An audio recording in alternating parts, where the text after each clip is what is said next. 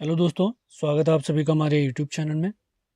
परीक्षा वाणी सीरीज जो कि हमारे यूट्यूब और ऐप दोनों पर चल रही है, उसमें आप सभी का स्वागत है।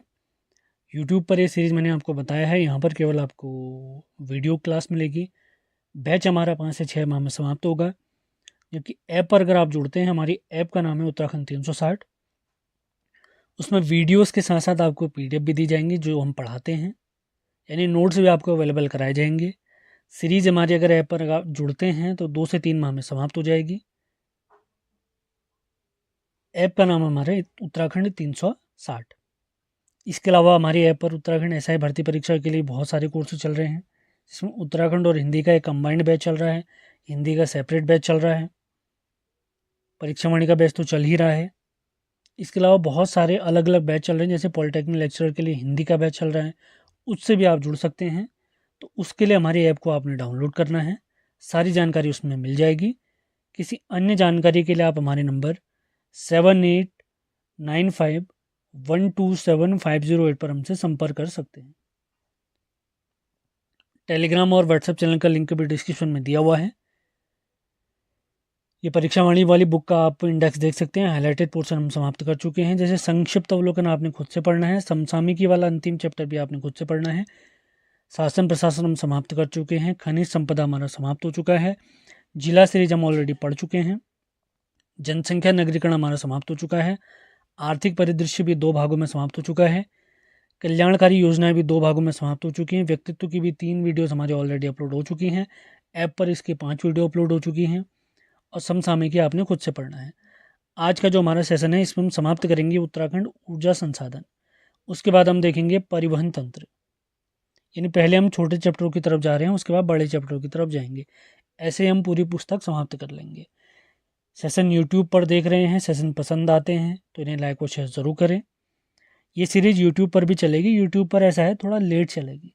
किसको ऐसा लगता है अगर ऑनलाइन वैसे नहीं जुड़ पा रहे हैं तो यूट्यूब से वीडियो देखकर अपने नोट्स बना सकते हैं आप लोग। तो स्टार्ट करते हैं उत्तराखंड ऊर्जा संसाधन।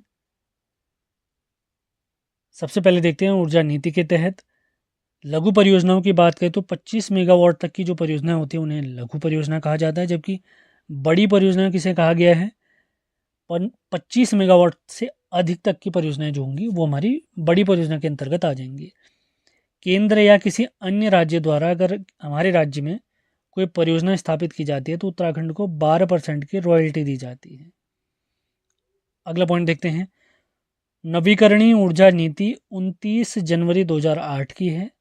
इसे बदलकर एक नई योजना लाई गई है, लघु जल विद्युत परियोजना 2015, जो 31 जनवरी 2015 को लागू हुई है। नवीकरणीय ऊर्जा नीति 29 जनवरी 2008। इसे चेंज कब किया गया? 2015 में। लागू कब किया गया है? 31 जनवरी 2015। प्रमुख संगठन देख लेते हैं। उत्तराखंड जल विद्युत निगम लिमिटेड UJVNL, गठन इसका 1 अप्रैल 2001 का है, लेकिन वेबसाइट पर अगर बात करें तो वेबसाइट पर ये डेट दी गई है 12 फरवरी 2001, और आपने यही याद करना है। ऑफिशियल वेबसाइट पर 12 फरवरी 2001 ही दिया गया है। अगला देखते हैं THDC, Tehri hydro development corporation. स्थापना 12 जुलाई 1988 को। फरवरी 1989 को टिहरी डैम के निर्माण कार्य इन्हीं को सौंपा गया है, THDC को। अगला देखते हैं PTCUL, power transmission corporation of Uttarakhand limited PTCUL, गठन 1 जून 2004। इसका कार्य क्या है? 132 किलोवाट से ज़्यादा क्षमता की बिजली आपूर्ति के लिए नेटवर्क तैयार करना। 132 kV से अगर अधिक की बिजली आपूर्ति होती है। अब ऐसे ही हमारा Uttarakhand power corporation limited UPCL, स्थापना इसकी भी 1 जून 2004। जैसे पिटकुल 132 kV से अधिक के नेटवर्क बना रहा था, तो UPCL 132 से कम के सब स्टेशनों का नियंत्रण करता है। और इसका एक और प्रमुख कार्य है UJVNL, उत्तराखंड जल विद्युत निगम लिमिटेड, और पिटकुल यानी power transmission corporation of Uttarakhand limited, इनसे बिजली लेकर उपभोक्ताओं तक वितरण करता है। UPCL का हेडक्वार्टर अगर कहेंगे तो देहरादून में है, और यूपीसीएल का जो ऊर्जा भवन है वह गब्बर सिंह नेगी जी के नाम पर है, वेरी इंपॉर्टेंट, विक्टोरिया क्रॉस विजेता, गढ़वाल राइफल के प्रसिद्ध सैनिक। अब देखते हैं नवीकरणीय ऊर्जा से रिलेटेड हमारा एक संस्थान UREDA, Uttarakhand renewable energy development agency. नवीकरणीय ऊर्जा जैसे पवन ऊर्जा, विंड एनर्जी, सोलर एनर्जी, जो हमारे घराट पंचे की होती है उससे रिलेटेड ये काम करता है। स्थापना इसकी 2001 में, स्थापना के समय इसका हेडक्वार्टर था अल्मोड़ा में, वर्तमान में इसका जो हेडक्वार्टर है वो पटेल नगर देहरादून में है। 1 से 2 मेगावाट तक की जल विद्युत परियोजनाओं का निर्माण का कार्य हमारा उरेडा करता है, यानी Uttarakhand renewable energy development agency. अप्रैल 2001 को केंद्र सरकार ने पंचक्की यानी घराट को लघु उद्योग का दर्जा दिया है। अनाज पीसने के लिए प्राचीन समय में इसका प्रयोग किया जाता था। अगला पॉइंट इंपॉर्टेंट हो सकता है, राज्य में वाटर मिल्स यानी पंचक्की ऑनर एसोसिएशन की स्थापना चमोली, उत्तरकाशी, देहरादून, टिहरी और रुद्रप्रयाग में की गई है। अगला देखते हैं, अगला संगठन है उत्तराखंड विद्युत नियामक आयोग UERC, स्थापना 2007। उद्देश्य क्या है इसका? राज्य में विद्युत व्यवसाय के विनियमन तथा विद्युत दरों का निर्धारण करता है हमारा उत्तराखंड विद्युत नियामक आयोग, उत्तराखंड विद्युत नियामक आयोग। अब देखते हैं उत्पादन जितनी भी हमारी परियोजनाएं हैं अलग अलग जिलों में। सबसे पहली है ग्लोगी जल विद्युत परियोजना, इसकी क्षमता है 3.5 megawatt. Run of river technique से ये काम करती है, अभी देखेंगे इसके बारे में भी। मसूरी में स्थित ये परियोजना है। इस परियोजना का जो मैप बनाया था, खाका जिसने बनाया था, वो है कर्नल वेब के नेतृत्व में बिलिंग हर्ट ने। ग्लोगी जल विद्युत परियोजना देश की दूसरी जल विद्युत परियोजना है, या उत्तर भारत की प्रथम परियोजना है, और देश की पहली जल विद्युत परियोजना अगर कहेंगे तो मैसूर परियोजना है। ग्लोगी परियोजना कब स्टार्ट हुई थी? 1907 में। काम कब से स्टार्ट हुआ इसमें, यानी विद्युत उत्पादन कब से स्टार्ट हुआ? 1909 से। और कहाँ पर है ये? भट्टा फॉल पर स्थित है ये ग्लोगी जल विद्युत परियोजना। अगली परियोजना है ढकरानी परियोजना, देहरादून में, यमुना नदी पर है। इसकी क्षमता है 33.75 मेगावाट, 1965 की ये परियोजना है। अगली परियोजना है ढालीपुर परियोजना, देहरादून में, यमुना नदी पर, क्षमता यानी कैपेसिटी अगर कहें तो 51 मेगावाट, 1965 की। खोदरी परियोजना देहरादून में है, किस नदी पर? यमुना नदी पर। इसकी क्षमता है 120 मेगावाट, 1983-84 की परियोजना है। अब आती है लखवाड़ परियोजना, वेरी इंपॉर्टेंट परियोजना है। लखवाड़ बांध देहरादून, यमुना नदी पर, क्षमता इसकी है 300 मेगावाट। ऊंचाई की बात इसकी करें तो 204 मीटर इसकी ऊंचाई है। अब देखते हैं कुछ इंपॉर्टेंट फैक्ट। 1976 में इस परियोजना को योजना आयोग ने स्वीकृति दी। वर्तमान में योजना आयोग की जगह पे कौन सा आयोग काम करता है? हमारा नीति आयोग। 1987 में इसका निर्माण कार्य स्टार्ट हुआ है। 1992 में पैसा खत्म होने के कारण इसका कार्य रुक गया। 2008 में बांध को केंद्र सरकार ने नेशनल प्रोजेक्ट यानी राष्ट्रीय परियोजना घोषित किया। मार्च 2016 में केंद्र सरकार ने बांध निर्माण को एक बार फिर से मंजूरी दी। इसके खर्च की बात करें तो खर्च 90% केंद्र सरकार लगा रही है और 10% राज्य सरकार। लखवाड़ बांध से जो 6 राज्य लाभ लेंगे, कौन कौन से? प्यारा उत्तराखंड, उत्तर प्रदेश, हिमाचल प्रदेश, हरियाणा, दिल्ली और राजस्थान। यानी इस बांध का पानी इन सभी राज्यों को बांटा जाएगा। इसी बांध के पास एक और बांध है, व्यासी बांध। इसका निर्माण लखवाड़ बांध के नीचे कराया जा रहा है। यह यमुना नदी में है। 2021 में ये काम इसका कंप्लीट हो चुका है। व्यासी बांध 120 मेगावाट की है। इसी बांध के निर्माण से लोहारी गांव जलमग्न हो गया था, काफ़ी न्यूज़ में भी रहा था। इसी वजह से इस गांव का नाम आपने याद रखना है, लोहारी गांव।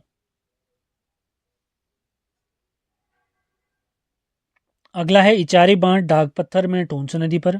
कुल्हाल परियोजना यमुना नदी या आसन नदी आपने याद रखना है, दोनों नाम आपने याद रखने हैं। अगली है छिबरो परियोजना देहरादून में टोंस नदी पर। इसकी क्षमता है 240 मेगावाट। 1970-74 की ये परियोजना है। अगली बात वेरी इंपॉर्टेंट, किसौ या किसाऊ बांध, यह देहरादून में है टोंस नदी पर। इसकी क्षमता है 660 मेगावाट। लंबाई की बात करते हैं तो 680 मीटर।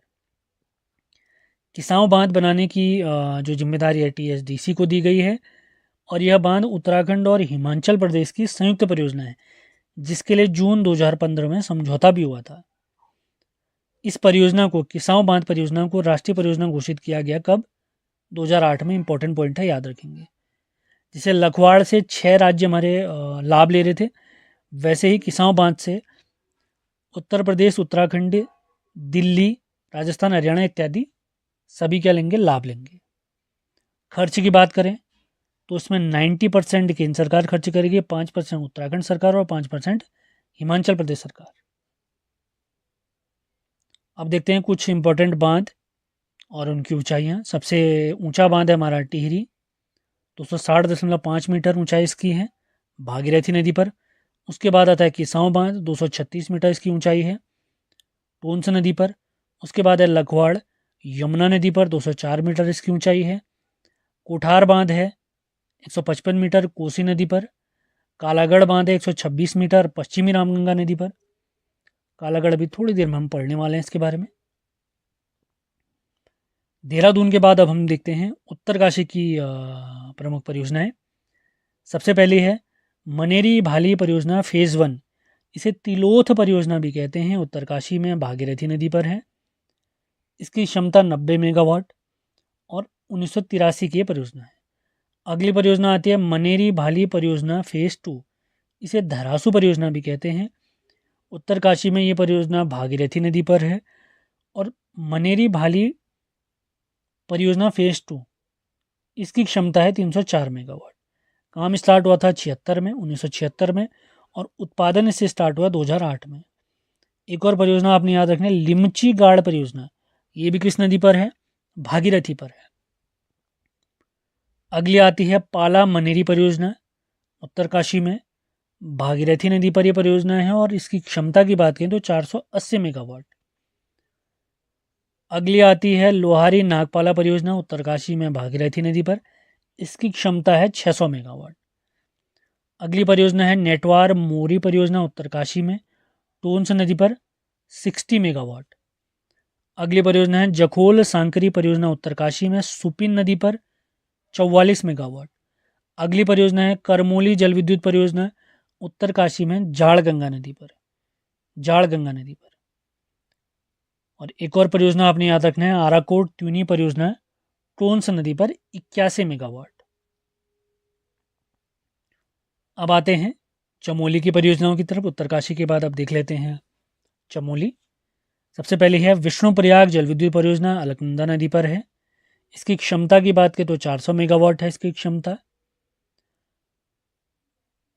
उत्तर प्रदेश की यह परियोजना, जिसमें उत्तर प्रदेश 88% भाग लेगा और 12% हमारे प्यारे उत्तराखंड को रॉयल्टी मिलेगी। अभी थोड़ी देर पहले हमने पढ़ा भी था, हमारे राज्य में अगर केंद्र सरकार या कोई अन्य राज्य सरकार कोई परियोजना निर्माण करती है तो 12% रॉयल्टी मिलेगी हमारे प्यारे उत्तराखंड को।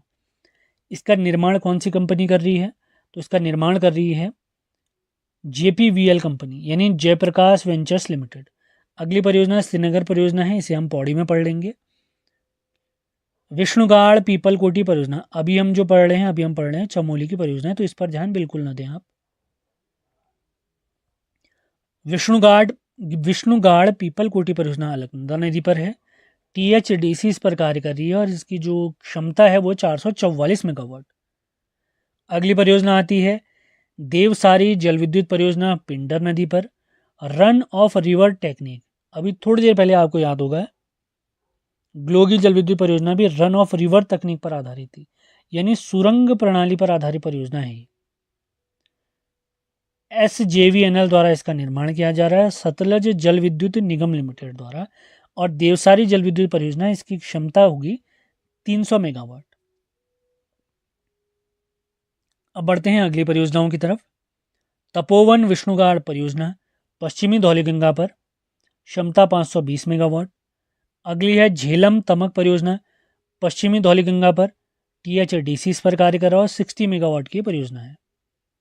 अगला देखते हैं मनेरी झेलम परियोजना पश्चिमी धौलीगंगा पर, THDC इस पर कार्य कर रही है।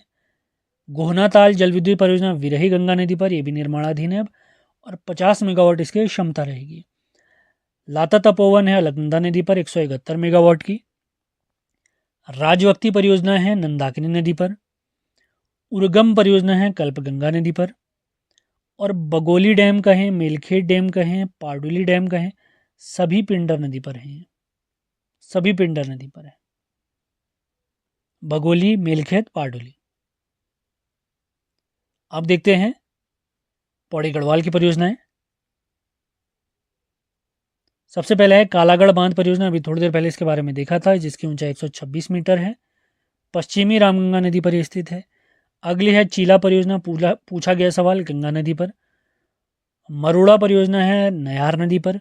श्रीनगर परियोजना है अलकनंदा नदी पर 330 मेगावाट। उतियासू परियोजना पूछा गया सवाल UKSSC में, अलकनंदा नदी पर है। दुनाव परियोजना नयार नदी पर है। अब आगे बढ़ते हैं हरिद्वार की योजनाओं की तरफ। सबसे पहली है ऊपरी गंगा नहर, राज्य की सबसे पुरानी नहर। निर्माता इसका थॉमसन था। 1842 से 54 के बीच में हरिद्वार से कानपुर तक को जोड़ती है नहर है। अगली परियोजना पथरी परियोजना गंगा नहर पर, क्षमता इसकी है 20.40 मेगावाट। अगली परियोजना है मोहम्मदपुर परियोजना गंगा नहर पर, क्षमता इसकी है 9.3 मेगावाट। अब देखते हैं पिथौरागढ़ की परियोजना है। सबसे पहले ये पंचेश्वर बांध परियोजना है, भारत और नेपाल की संयुक्त परियोजना होगी, जिसके लिए 1996 में 1996 में संधि हुई थी। इसकी क्षमता रहेगी 5040 मेगावाट, और यह परियोजना हमारे कितनी ऊंचाई होगी, 315 मीटर इसकी ऊंचाई रहेगी। अगली परियोजना है कालिका दंतु जल विद्युत परियोजना काली नदी पर। सैला उर्थिक परियोजना पूर्वी धौलीगंगा नदी पर। तालेश्वर परियोजना पिथौरागढ़ की। चिरकिला बांध है धारचूला में है। छुंगार छाल परियोजना पूर्वी धौलीगंगा पर 204 मेगावाट का है। सुरिनगाड़ या सुरनीगाड़ परियोजना सुरिन नदी पर है 5 मेगावाट की।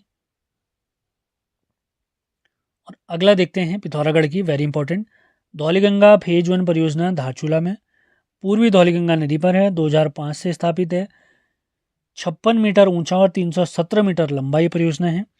कट ऑफ वॉल तकनीक का इसमें प्रयोग किया गया है।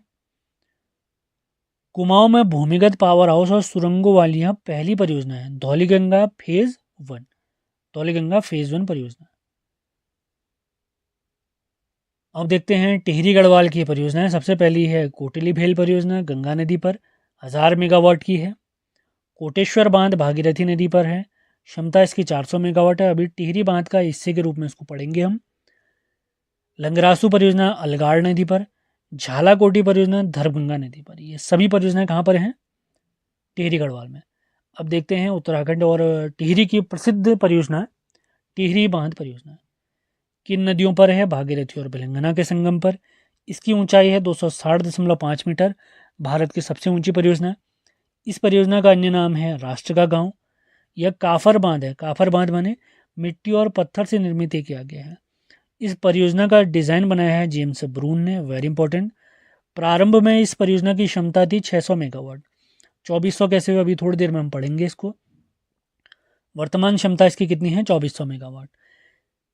टिहरी बांध का जो क्षेत्रफल है 42 स्क्वायर किलोमीटर है, और इसका जो जलाशय है उसका ऑफिशियल नाम है स्वामी रामतीर्थ सागर, जबकि लोकल स्थानीय तौर पर इसका नाम रखा गया है सुमन सागर। जल धारण क्षमता इस डैम की अगर बात करें तो 354 करोड़ मीटर क्यूब, जबकि वर्तमान में जो क्रियाशील है जितने पर कार्य है 261 करोड़ मीटर क्यूब। अब कुछ महत्वपूर्ण तथ्य देख लेते हैं। बांध की लंबाई की बात करें तो 575 मीटर है। 1972 में इस बांध को योजना आयोग द्वारा मंजूरी दी गई। 1978 में बांध का निर्माण कार्य स्टार्ट हुआ। 1986 में रूस से हमारा समझौता हुआ। उस समय फिर मिखाइल गोर्बाचोव जो रूस के राष्ट्रपति थे वो भारत यात्रा की थी उन्होंने। तो अभी थोड़ी देर पहले मैंने बताया था प्रारंभ में जो टिहरी डैम था उसकी क्षमता थी 600 मेगावाट। तो रूस के साथ जैसे ही क्षमता हमारा समझौता होता है तो परियोजना का हम बढ़ाकर 2400 मेगावाट कर देते हैं। 12 जुलाई 1988 को टीएचडीसी का गठन होता है। 1989 में टीएचडीसी ने इस डैम पर काम करना स्टार्ट कर दिया, टिहरी हाइड्रो डेवलपमेंट कॉरपोरेशन। अब परियोजना के 3 भाग हैं, तीनों भाग देख लेते हैं। 2400 मेगावाट को 3 भागों में बांटा गया है। सबसे पहले 1000 मेगावाट का है टिहरी बांध एवं जल विद्युत परियोजना। दूसरा 1000 मेगावाट की है टिहरी पंप स्टोरेज प्लांट। और 400 मेगावाट का है कोटेश्वर बांध भागीरथी नदी पर। कोटेश्वर बांध की ऊंचाई की बात करें तो 97.5 मीटर ऊंचा है और इसमें 4 सुरंगें भी बनी हुई हैं। 30 जुलाई 2006 को परियोजना का पहला चरण यानी 1000 मेगावाट राष्ट्र को समर्पित कर दिया गया। और रॉयल्टी के तौर पर राज्य सरकार को 12% इस पर रॉयल्टी मिलती है।